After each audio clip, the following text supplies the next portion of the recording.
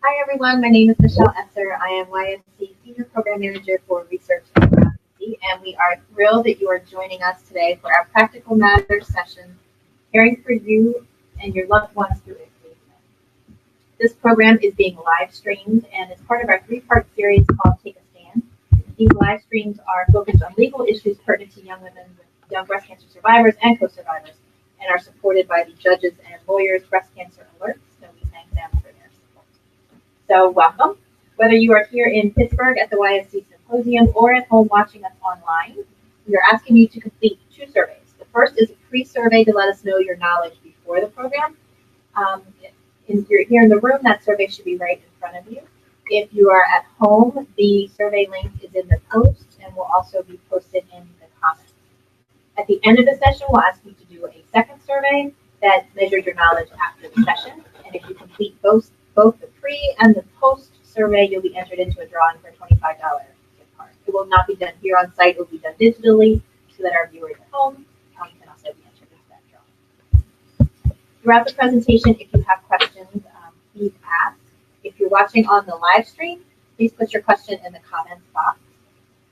If you don't feel comfortable here in person asking your question, feel free to write it down. Just run it to us up front. We'd be glad to read it out loud for you. We ask that all your questions be as general as possible. We are not allowed to give specific advice or personal consultation. And please do one question at a time so that we have plenty of time to get to everyone's questions. So our speaker today is Julie Olmsted. You met her earlier. She is the staff attorney at Cancer Legal Care, a Minnesota-based nonprofit that helps patients, survivors, and caregivers in Minnesota with their cancer-related legal issues. Julie's legal path came into sharp focus when her mom was diagnosed with terminal cancer in 2007.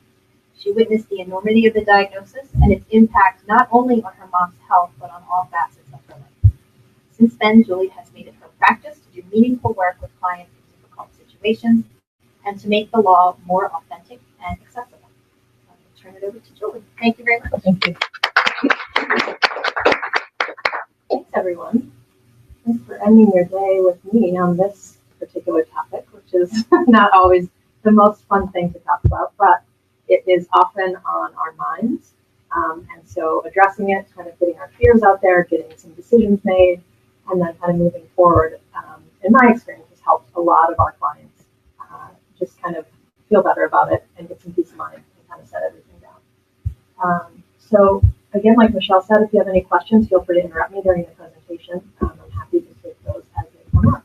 So we're going to talk about estate planning, not necessarily in the way that you might think about it, but we're going to think about how it means, how it's beneficial and what it means to care for your loved ones. Like, this is a proactive thing that you can do to take care of your people.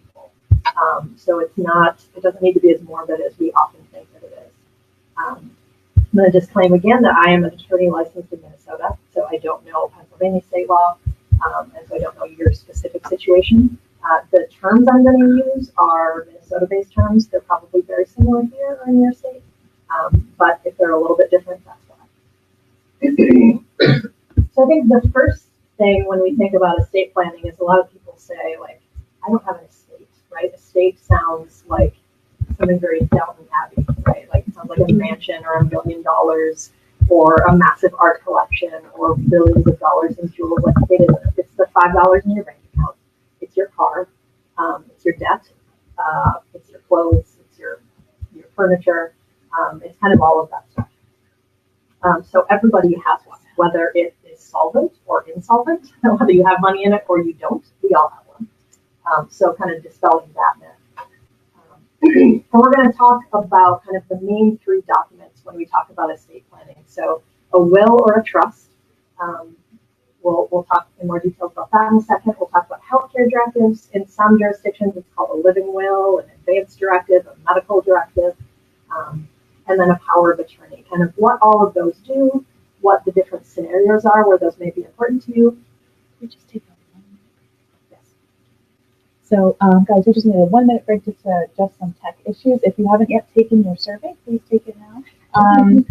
But we will be with you in 1 second. I apologize. That's okay. Sorry, were you trying to get my attention for 5 minutes? No. Okay.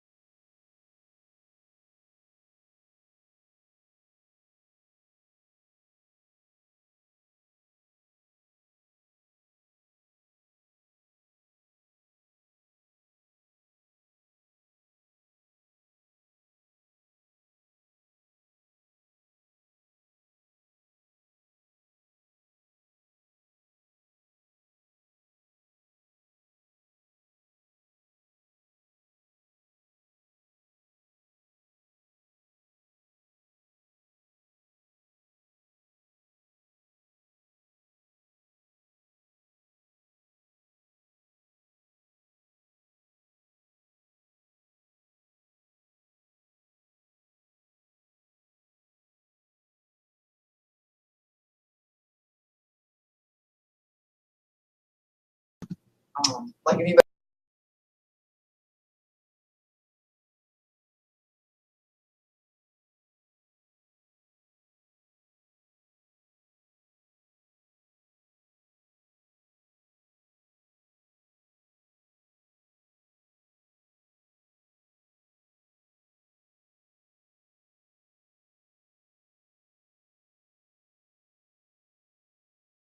so we'll chat a little bit more about that. So let's start with kind of what a will is, what a trust is, if we need that, when you might or might not. We're going to walk through some scenarios in a little bit too. So the will is a document that becomes alive on your death. It's not a document that does anything while you're still alive. So it lets you determine who gets your assets. Do you want to leave money to your spouse, to your kids, to charity, to your dog? You can determine who you want to manage your affairs, which can mean a lot of different things depending on your situation. So who do you want to kind of disperse your assets? In Minnesota, that's called the personal representative, might be an executor, something similar here. Who will be the guardian of your children? Who will hold the money for your kids? As you had asked earlier, some property will pass to others without having a will, so there are certain circumstances where it's not necessary. It may be necessary again for if something happens to both of you at the same time, then what is going to happen to those assets? So there are kind of reasons to think about that. And if you don't have one, what happens is that all of your stuff follows state law. I mentioned this earlier. I think in a lot of states it probably goes, if you're married, it'll go to your husband. If you're not married but you have kids, it'll go to your kids. Otherwise it goes to your parents, then it goes to your brothers or sisters. That's kind of how it goes. We'll talk about probate in a little bit too, but that's not the ideal way for things to pass. You don't have any control over it. It's going to be more expensive and more burdensome for the folks that you leave behind. And so it's just not ideal. I want to skip ahead for a sec, and then I'll come back to these scenarios. Because I want to walk through kind of all the documents and then go through the scenarios. And depending on where you are in your diagnosis, kind of figure out what is most important for you. So sometimes we want to think about kind of how do we provide for care of minor kids? And this is not a situation where we're just talking about death. We're talking about if you're going to be out of commission for a while, if you're going to have a surgery, or if you need some kind of treatment, or you're just not able to care for your kids. These are Minnesota terms. I'm sure that you have something similar in your state. So this is outside of a will, but you can do these different things so that the standby custodian is someone who just kind of takes care of your kids on a triggering event. So that could be death, but that could also be disability, incompetence, a coma. I mean, it can be kind of anything, but that lets you set someone up. And again, this is probably in a scenario where you don't have an active partner in your child's life. So the child's father, the child's mother, whomever it is. Delegation of parental authority is another kind of option that allows you to name a guardian for your children for up to a year at a time. So if you are going through some aggressive treatments or you're just kind of not able to do all of those things, you can kind of set someone up to help you take care of your kids in that situation. So healthcare directives, do most of you have these? I'm curious. Most of our, okay.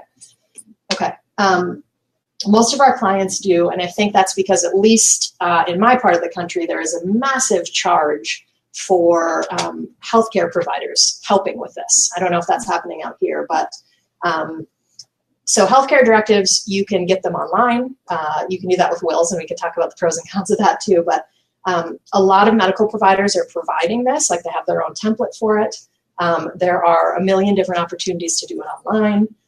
You can do it through a lawyer. There are some reasons you might want to do that. But it does a few things. So this is a document. It's alive when you're alive, and it lets you do a few things. It lets you name a healthcare agent. So who can make decisions for you if you're not able to? This is not like if you stub your toe, someone gets to decide if you're an organ donor. This is like if you are kind of out of it after treatment for a week or two and somebody needs to make decisions about where you're going to recuperate or what medicines you're going to get or not get, that's who that person is. You can list healthcare instructions. So this is a lot of different things. I think the predominant one that people think of is, how do we feel about CPR if I have a terminal condition? But it can be anything else. How do you feel about feeding tubes? Regardless of what your prognosis is. How do you feel about being in a rehab facility? How do you feel about being at home if you can be? How do you feel about really anything that is important to you from a healthcare scenario is something that you can write in here and have that known. You can include funeral directives in here in terms of thoughts you have about a memorial or a funeral service or end of life care.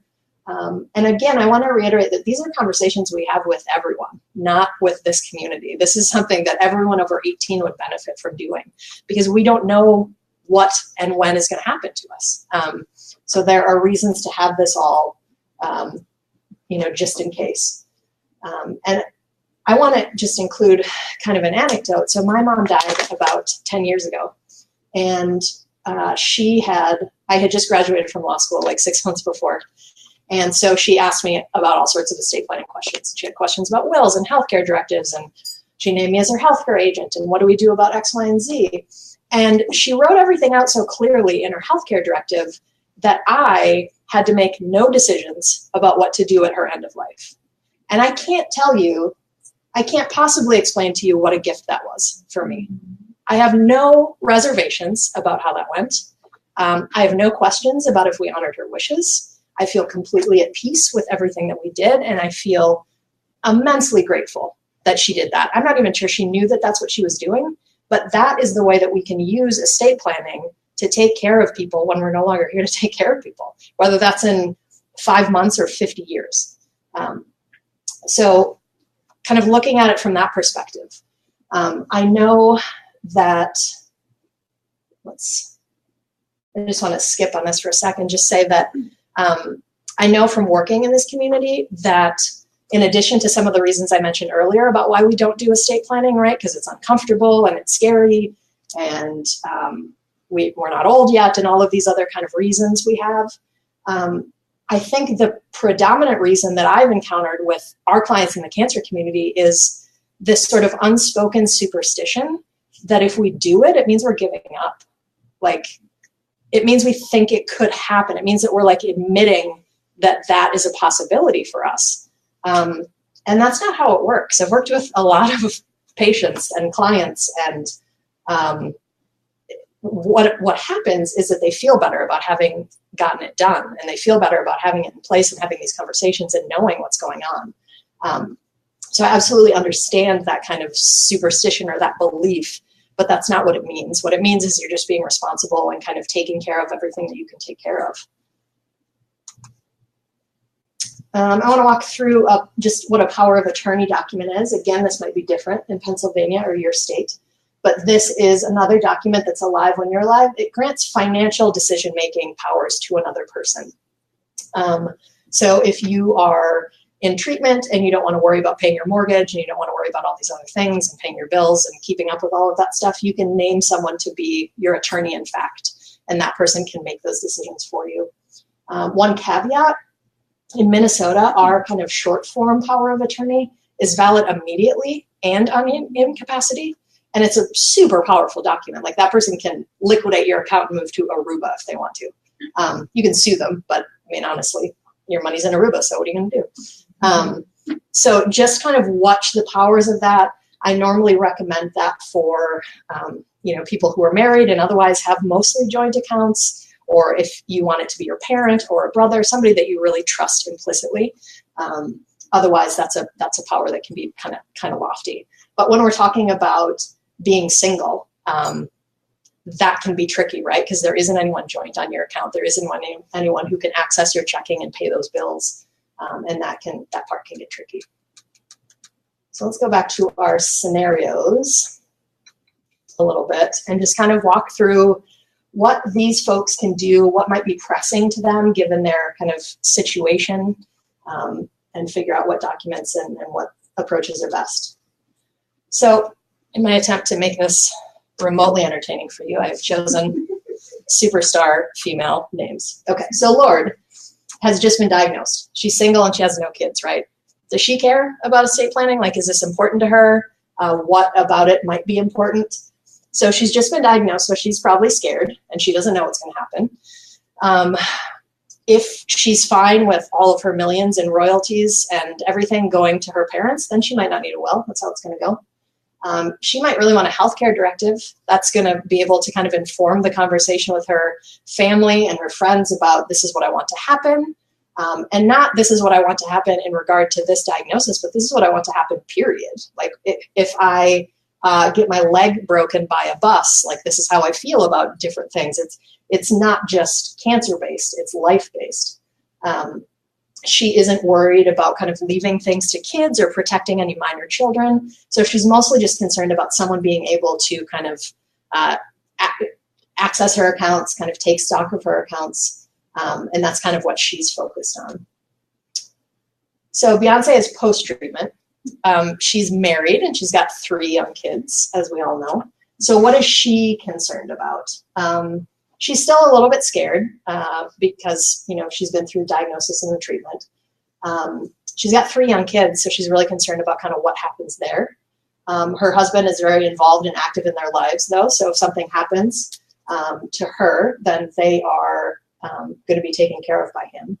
She's going to be concerned about making sure that all of her assets are either jointly titled, like we were talking about earlier, because then they'll just go right to him if something happens to her, or just writing up a will just to make sure that that's all kind of tight in case something happens to them at the same time. This had come up earlier about if everything is joint and you're married, generally what happens is all of those assets will transfer to your spouse. But if you both die in a common accident, then what's going to happen? Do we have like a backup plan for that? And that's a reason why both spouses should get that for sure. And additionally, if you're not legally married, if you're in a long-term relationship but you're not legally married, you absolutely need a will because your partner is not getting anything unless you have things jointly or you have them set up as a beneficiary designation. So really make sure that you kind of pay attention to that piece. Quick question about Yes. that. Mm-hmm. How does that work with assets prior to marriage? Are they in both people's names once the marriage is complete, or No. does it remain in the individual? No. Yeah, there are 2 different ways to answer your question. One is a family law perspective, which is a different answer than an estate planning perspective. Everything that you have is going to go to your spouse if you haven't otherwise indicated, including stuff before your marriage, unless you have it set up to go someone else. We had talked about beneficiary designations, which is another thing. So say you've got a $500,000 life insurance policy, that's going to go to whomever your beneficiary is, regardless of what you write in the will. So beneficiary designations supersede whatever you have written in wills. Yeah. The family law answer to that is different, but yes. The beneficiary designations, does that supersede marriage as well? If I were to name somebody else as my life insurance beneficiary other than my spouse? Like if Beyonce didn't trust her husband? Yeah. You can name someone other than your spouse for life insurance. Yeah. You can send it directly to your kids. You can have a policy for someone else. Mm-hmm. There are lots of super tricky things, though. Let's say you get divorced and you forget to remove your ex-spouse's name from your beneficiary designation. He or she is probably still going to get that, even though you're divorced. There are lots of things that the divorce will negate entirely, but depending on your jurisdiction, that's not one of them. Yes. What if you do not designate anyone as a beneficiary? What happens? Then it just reverts to your estate. Okay. Yep. It goes right back into your will if you have one. If you don't have one, it goes according to the state law hierarchy, but otherwise it just does that. Yep. Okay, we went through this one, right? Yes. Okay. So Reba's living with metastatic breast cancer. She's married, has an adult son. So what is she concerned about? She's not concerned about setting up a guardian for her kids. He's an adult. He doesn't need that. She is kind of living with this and dealing with it. So she's maybe not as scared as she was originally, but she's also not sure what's going to happen. She's married. So she, again, wants to make sure that all the assets are kind of in both of their names. She and her husband both want to get a will. And probably leave things to the adult son. She's also maybe concerned about avoiding probate. Have you heard about probate, and do you think it's scary generally and expensive and burdensome, and you think it should be avoided at all costs? Is that the general? Okay. That's generally not the case. I'm sure it depends greatly on your jurisdiction. I know that I think California has like a percentage of your estate has to go, like, be paid to the probate court. In Minnesota, it's not burdensome or expensive. So what probate is after your death, all of your stuff has to be dispersed according to how you want it or according to the law, which means that the probate court gets involved. So you have a will, and that sort of navigates how the probate process is going to go. Again, depending on your state, it's not as burdensome as people think. It's not as expensive as people think. In Minnesota, at least, it's relatively straightforward, assuming that there aren't all sorts of complications. But there are also ways to avoid it if that's important to you for multiple reasons. You can set up a standalone trust. There are certain reasons that people are interested in it. It might be financial, it might be privacy related, but there are kind of ways to kind of walk around that. I also want to just go back. I don't think we touched on this when we were talking about wills and trusts and minor kids. A lot of our clients, they don't know what the future holds, but they want to make sure that their kids are protected. So they name a guardian, like we talked about. They name a trustee who's going to kind of handle that money. And they also figure out what does that inheritance schedule look like, right? Because maybe your kids are 3 and 6, and you don't want a 3 and a 6-year-old to inherit $1 million. And then what are they going to do? Go on like a Toys R Us spree? I mean, you want that to be managed somehow for them, and you want them to have access to that as they need it, but not more than they need. And then you need to name a time when they are going to get the remainder of it. So at what age did you find yourself to be fiscally responsible and think that you could handle a large sum of money? And so those are some of the things that you can walk through in a trust within a will. And you can also set out, any instructions that you have about how you want your child to be raised. Which is a devastating exercise for anyone in here who's done it. I have done it with my 11-month-old son. That's not a fun thing to talk about, and I get that. But if something happens and you're not able to raise him yourself, how do you feel? How do you feel about religion? How do you feel about school? How do you feel about his state? Like, what is important to you? And what's important to your spouse or the child's father or mother? Would that be in the text of the will? Mm-hmm. So in Minnesota, it's called a testamentary trust. So last will and testament is kind of the long way to say it. So testamentary trust just means that it's within the confines of the will. You can do other standalone things, but that is kind of the easiest way to do that. And you can kind of set up all of those things. So we talked about this a little bit. A lot of people think that a will avoids probate. That's not how it works. So this is just kind of the end process of how all of your things get dispersed with a little bit of court oversight. Depends on your jurisdiction, but in Minnesota, it's very little court oversight to kind of see how that process goes and just make sure that everyone's doing everything by the book. Maybe you've all had an experience where maybe a friend, someone in their family dies, and then everybody just goes and like ransacks the apartment, right? Like, I want her ring, and I want this piece of china, and I want this, and that's not how any of this is supposed to go. And that's why the probate court gets involved, just to make sure that your wishes are kind of met.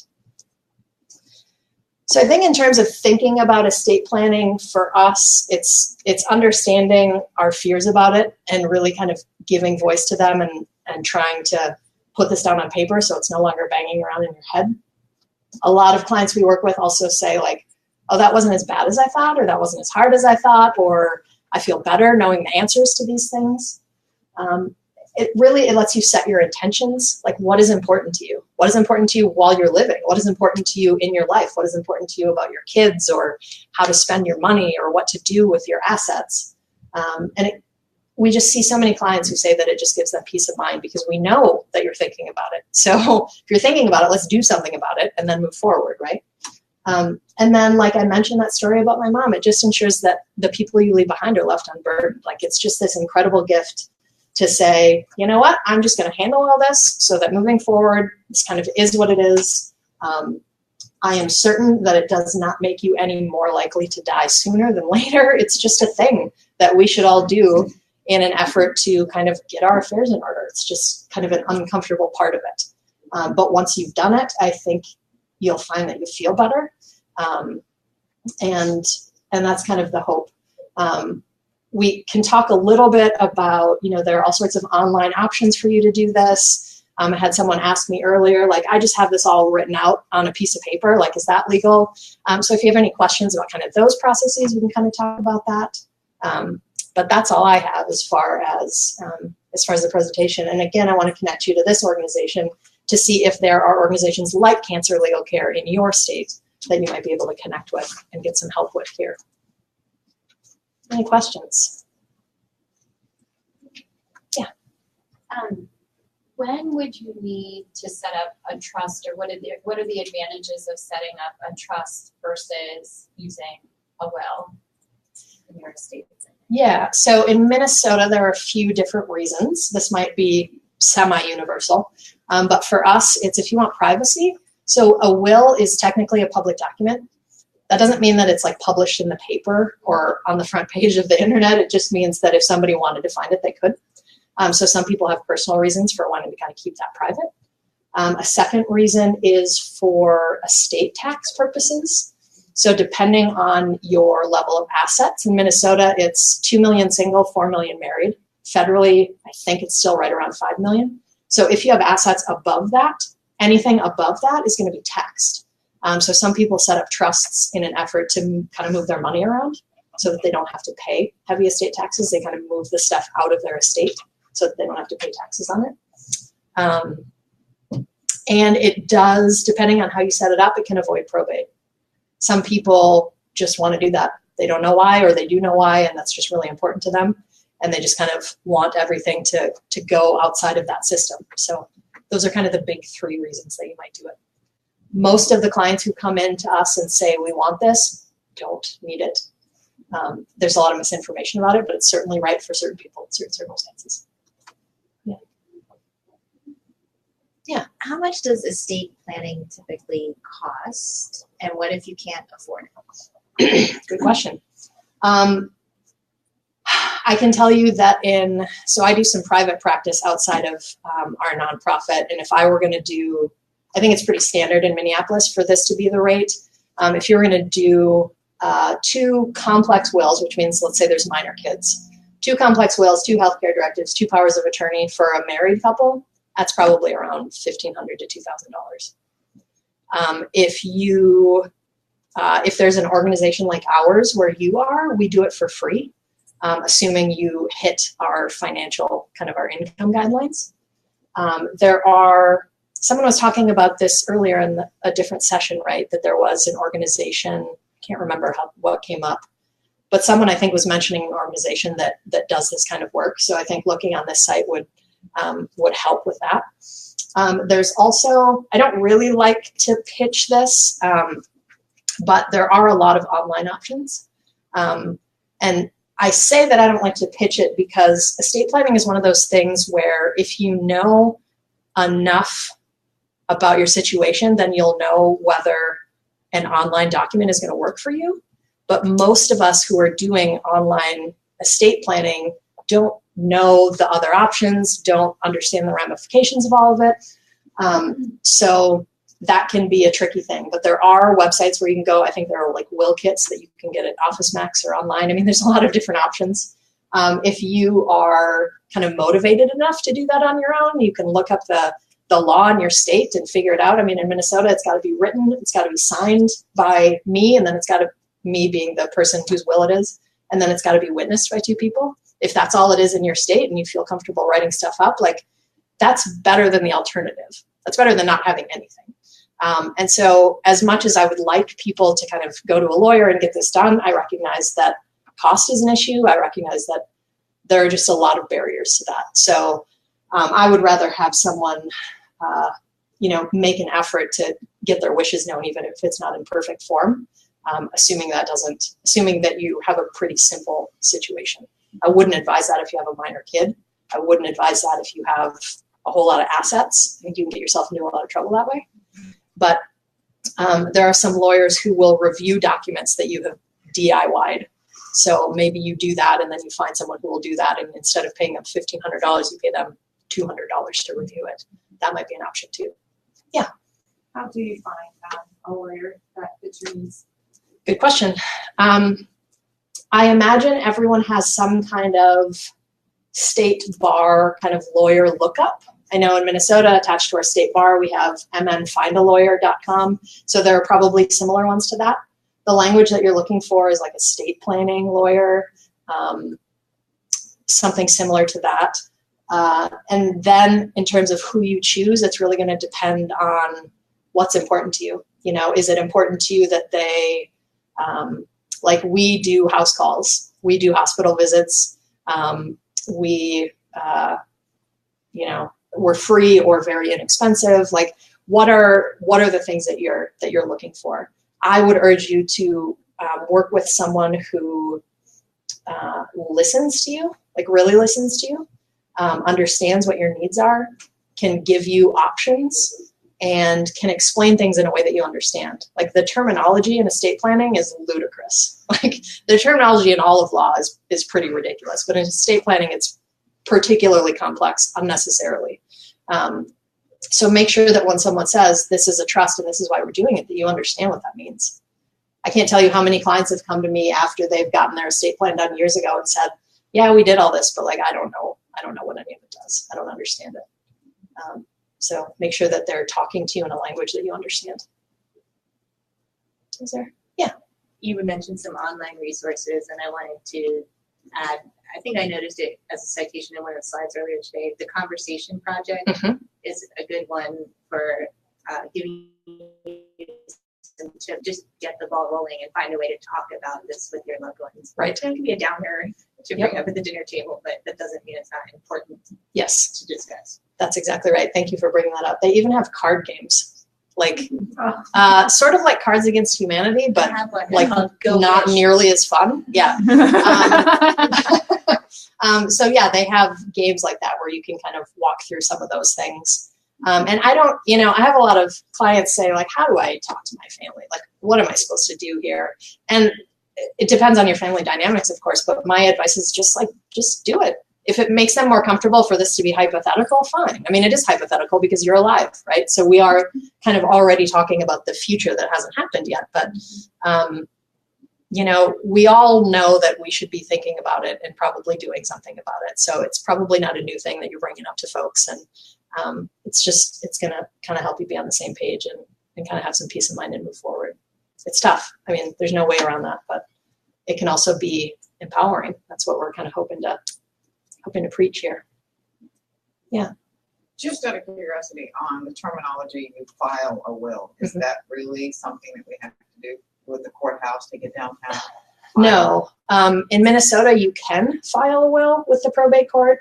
I don't generally recommend it. Most of our clients are younger. And so if you're going to make any changes to it, it's kind of tricky to get it out of probate court.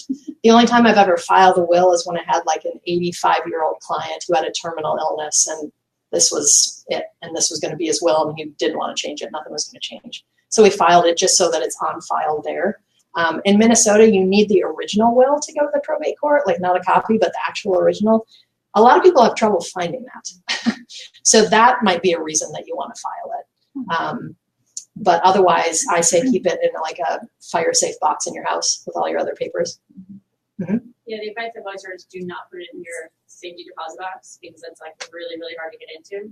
So if people die and people can't get into your safety deposit box, then that's what a will is. You're in a really tough position. Yep, that's generally true. In Minnesota, there's a law that you can get into it, but someone has to know you have a safe deposit box. And where it is. And where it is, yeah. Which bank. Yep. And the other thing is I wanted to ask, what sort of interval would you recommend that people revisit their will to make sure that it's like, you don't just like do it and put it on the shelf and think that the applies to you. Just don't. Good for you. It's like you're a plant in the audience. Sorry, I'm an attorney and I do. Oh, perfect. Yes. Yes, that's a great question, because what happens is I do wills for people and they're like, what? I have to look at this again? Like, I thought this was a one and done situation. It's not.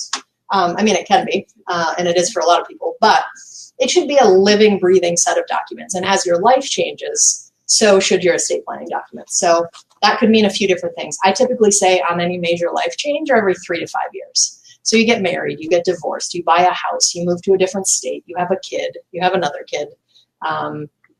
Anything like that is when you should kind of take a look at it. And most of the time, the first draft of it can like build in future kids, and it can build in lots of things. So that's not to say that you need to change it every time you look at it. It's just to say that you should look at it and say, yeah, this just doesn't fit my needs anymore.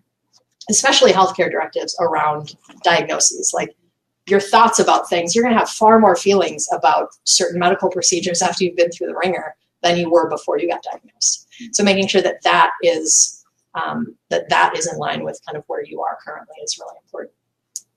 Yeah. Can you say some more about the healthcare directives and sort of how specific they get? Are you having to kind of imagine every possible scenario, or is it really like, I don't ever want this, I'm okay with this? Yeah, that's a good question. It can be any of those things. So if you talk to a lawyer about it, a lawyer will say, let's put in as much detail and as many specifics as possible so that everything that we can conceive of is kind of handled. If you talk to a doctor about it, because we work a lot in medical legal partnerships, the doctors will say, I don't care about any of those details. What I care about is how you as a person feel about your quality of life, right? So they want a statement that says, quality of life is important to me, not quantity. I don't want to be kept on a machine. Like, that's what the doctor wants to see. I want to make that far more specific because that's very vague in my language. So ideally, there's kind of a hybrid.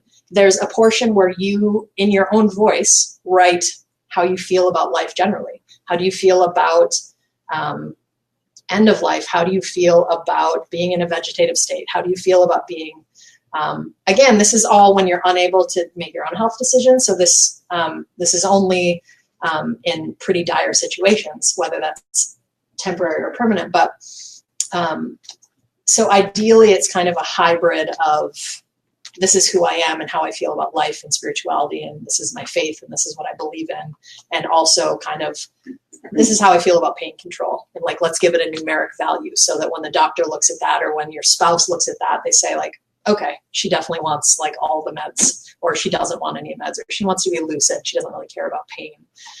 So it's important to have those conversations with your people for sure. Because sometimes the healthcare directive is not a document that's like found right away. And that's an emergency-based document most of the time. Yeah. Is it something you should give to your oncologist? Yes. Like, literally give them a copy and Yes. they want their form, but you say, this is mine. Yep. But I've had them be like, well, here's our version. I'm like, listen. You can say no to their version and give them yours, or ask them why they're giving you their version. Sometimes maybe that's more automated. I know that clinics across the country are trying to come up with a better way to keep it at the front of your file all the time, because you can give it to them and they can include it to your digital chart. But if you go to some other oncologist or some other doctor, they're not going to have it if they're not part of the same clinic.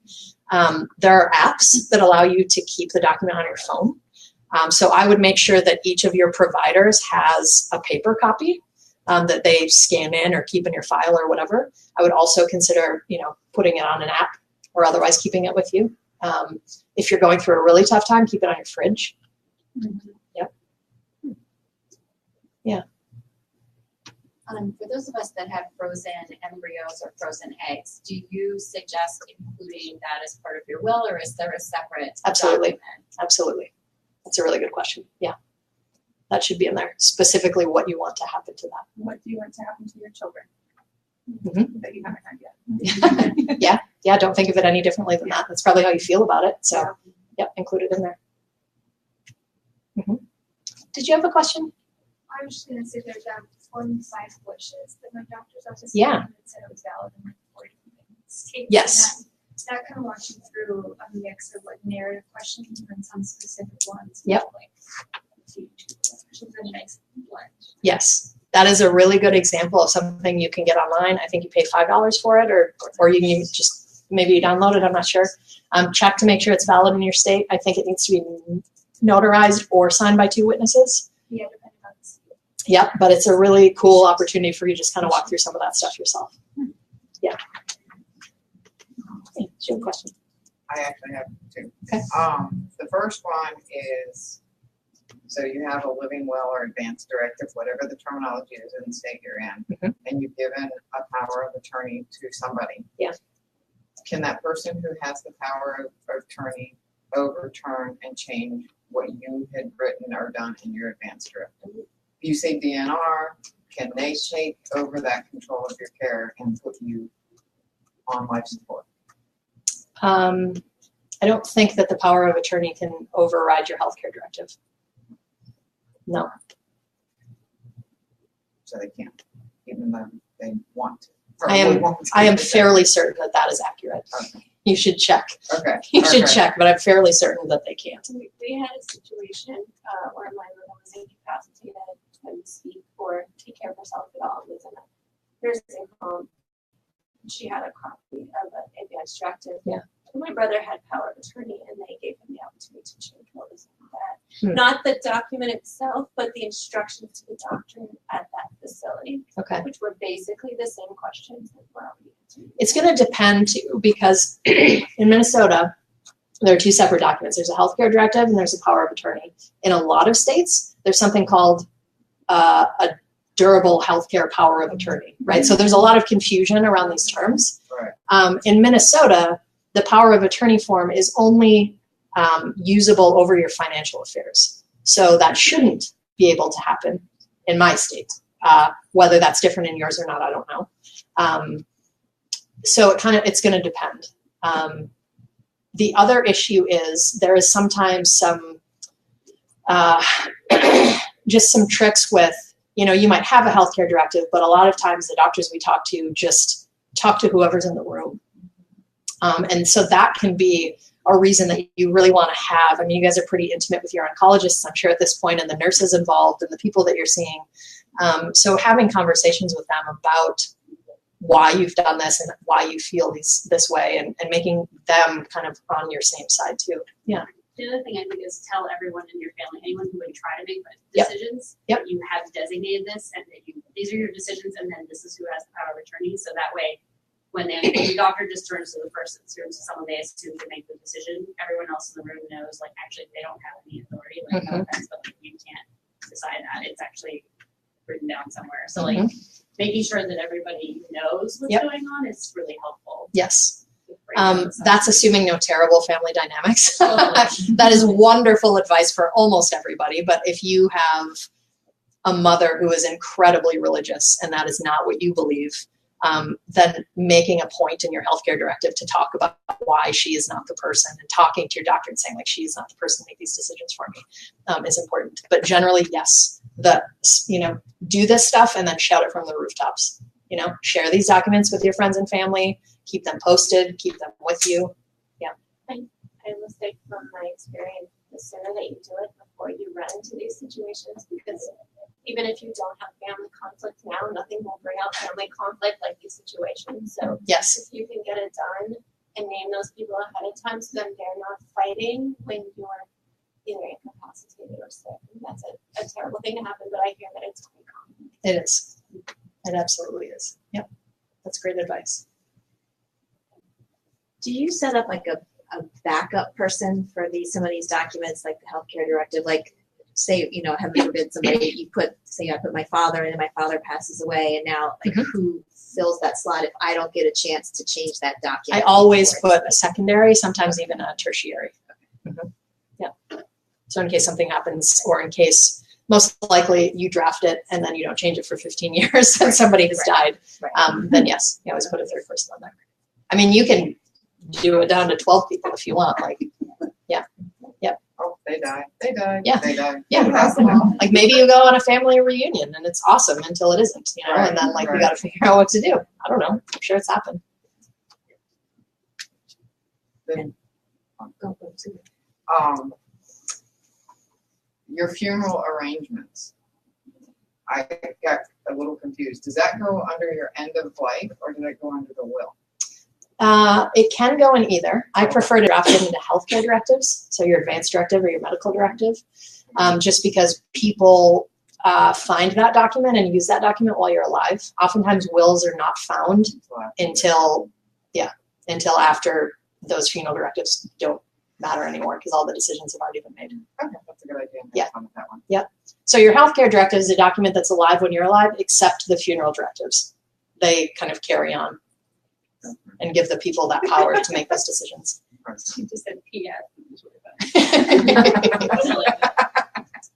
Morbid humor. There. Yep. Oh. So for some of us, our pets are like our kids. Can you like set up a trust for? I mean, what can you do to make sure your pets are taken care of? Yeah. So under the law, it generally, at least in Minnesota, under the law, pets are personal property. I'm sorry to say it. They are. They're not like family or kids. They're just like your handbag. But in Minnesota and in select other states, you can now set up a pet trust, which is essentially a trust like you would set up for your kids, but you set it up for your pets. So you can say, I want Inky to go to my friend, and I want him to go with, $10,000 for his care, and here's how I want that to go. You can also just leave him in the will. I mean, you don't have to set up a trust for it. You can say, like, I want my dog to go to my husband or to my best friend, and I want to give him $5,000. If you set it up in a will that way, they don't have any legal responsibility to use that $5,000 for the dog's care unless you set it up in a trust. Most people aren't in that situation, right? Like if you have someone that you're going to give your pet to and you're going to give them a bunch of money, they're going to take care of your pet. So I like to kind of walk the fine line between the law and the reality. Like you guys know your families and your friends, and so we can build in all of these provisions to make everything as fail-safe as possible. But if you feel fairly certain that your mom is going to take care of your dog and not use that money for other reasons, then let's just do that. You need to be realistic, not overly complicate things. Do you have any sort of feedback or suggestions for things where you might want to put something in your? Just imagine somebody has brain meds and they have a will, and like they've made decisions and having somebody wanted to contest it, saying that there was brain meds had an impact on it. So how would you deal with that situation, and like what would you recommend in terms of, obviously, like you want to write a will before you have any possibility of being incapacitated or seen that way, but like have you had situations of like how would you protect yourself against people contesting your will, I guess is the question. Yeah, we have a ton of those situations because I think 70% of our clients are stage 4, and a lot of them are in hospice. And if you know anyone who's been in hospice, generally speaking, they're not there very long, and they deteriorate pretty rapidly once they're there. So we often have to turn down that appeal because I am not, legally, I'm not comfortable saying that somebody's competent to make these decisions. And also, when you're to that point, whether it's chemo brain or hospice or whatever your situation is, when you're to that point, a lot of times your family will call on your behalf, right? So like this one case that we just had, this brother called and said, my sister wants to change her will. Well, that's not what you want to happen, probably. I mean, so we have to go and talk to the sister and make sure no one else is in the room and understand, what's going on. So for us, that's really a judgment call on figuring out, like, if we think that that person has capacity. If there's any thoughts about it at all, then we don't do it. I mean, for us and for that person, it doesn't make any sense. In terms of contesting it, I mean, like you had said, do this as soon as possible. Don't do this when you are on your deathbed. Don't do this when you are incredibly emotional about other things and you're not thinking clearly. Do this before it's a scenario that you feel like is going to happen, I think. And if you do need to do it in a hurry, I would just make sure, if you think anyone is going to contest anything, we can write that into your will. You can say, like, here's the reason that I left this person out, so that if it does end up in court, the judge can say, like, oh, okay, we've got a pretty valid reason for that. Like, that makes sense. So there are kind of different ways that you can set up provisions in your will to do that too. But I think the advice to do it early before it becomes a problem is probably the best advice. Yeah. I'm curious, how does a will specify who gets money first, second, third? If maybe I want to give 10% to my church, ultimate tithe. And then I also want to give my sister $10,000. But it turns out there's only $9,000 in the estate. What happens in that situation? It's however you prioritize it. So if you list 10% before $10,000 and you only have $9,000 and that's 10%, then it's going to go to the first person, and then anybody after that is just not going to get paid. Yeah. Does the comma matter?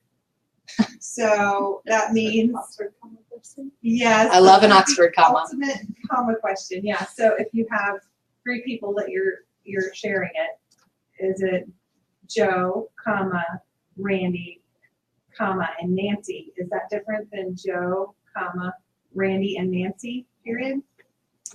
Yeah, I mean, I think there's cause for interpretation there. There's a lot more that I would add into that sentence to make it more clear. So yeah.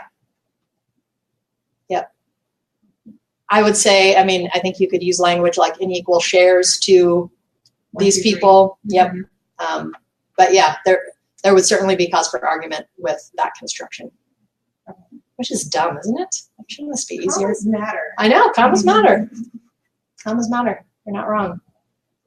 And whether you use shall or must, depending on your jurisdiction, is like a whole other argument. Yeah, it gets kind of ridiculous. So You shall.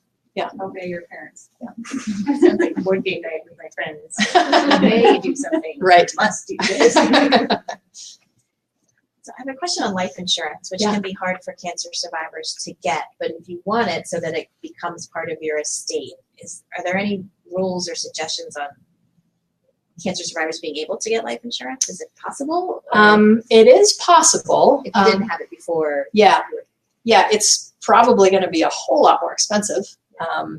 But I do know, locally, I know a provider who specializes in hard to insure people, like people with HIV and AIDS. He works with Prudential. Do you have Prudential out here? Uh-huh. Yeah. So I think he has kind of a specialty, but they might have an option. I mean, I would talk to a life insurance broker, a financial advisor, anyone you know who's dealing with life insurance, and say, like, is this a possibility for me? And is it worth it? Depending on how much you're going to have to pay. My understanding is metastatic breast cancer patients are pretty much zero.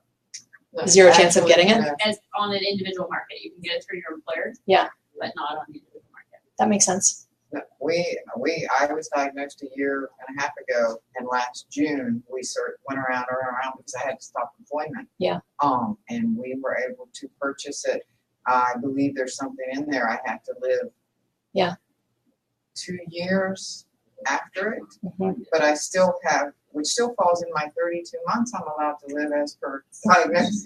But it wasn't extremely expensive, but Okay. there's that 2 years. Yeah. Maybe they think most metastatic people are more. Yeah, that's the risk that they're taking. It's Right. not a very big one for them. Right. It's not. So I'm hopeful. I'm already a year past that. I only got 1 more year. I'm thrilled to hear that. Here. I was trying. I think it's State Farm. I mean, Okay. I don't know if that's something you're. looking at. I'll contact you offline. Yeah, because okay. I need to find that. I had seen something similar when I looked at the AFLAC coverage Uh-huh. for supplemental insurance, but they were trickier, if I recall. There was a 12-month elimination period where you wouldn't get any benefits after you signed up, but then I think they required that you needed a new diagnosis. So for metastatic, it seemed to me like that wouldn't be the case. Yeah, that would be a But if double. you- Yeah, you would always say. If for some reason you want to bet against yourself, and they think you'll have a recurrence, then Right. that might make sense. I think in one of the athletic policies that I read to, it was if you had a diagnosis that was a result of an earlier cancer diagnosis, which sounded to me like it was a recurrence was written into that policy that there was exclusion criteria. I mean, I think it depends. I think you have to read them really closely. Yeah. They're confusing. Yeah, which is why working with a broker can be really helpful. Yep, someone who specializes in kind of working with tough to insure people. Anything else? Those questions were so good. Thank you guys so much. Thank you for coming here after your sex talk. I really appreciate it. I really appreciate you ending your day with me. Thank you. So a big thank you to Julie from Cancer. Why do I always say that? Cancer Legal Care for her valuable insights today. For all of you who watched online, there will be another survey sent to you, the post survey. So please keep an eye out for that. If you're in the room, please do fill out the post survey now. Again, if you do the pre and the post, you're entered into a drawing to win a $25 Amazon gift card. Also, a big thank you to the Judges and Lawyers Breast Cancer Alert, which provided support for this series. So thank you, everyone. Enjoy the rest of your day.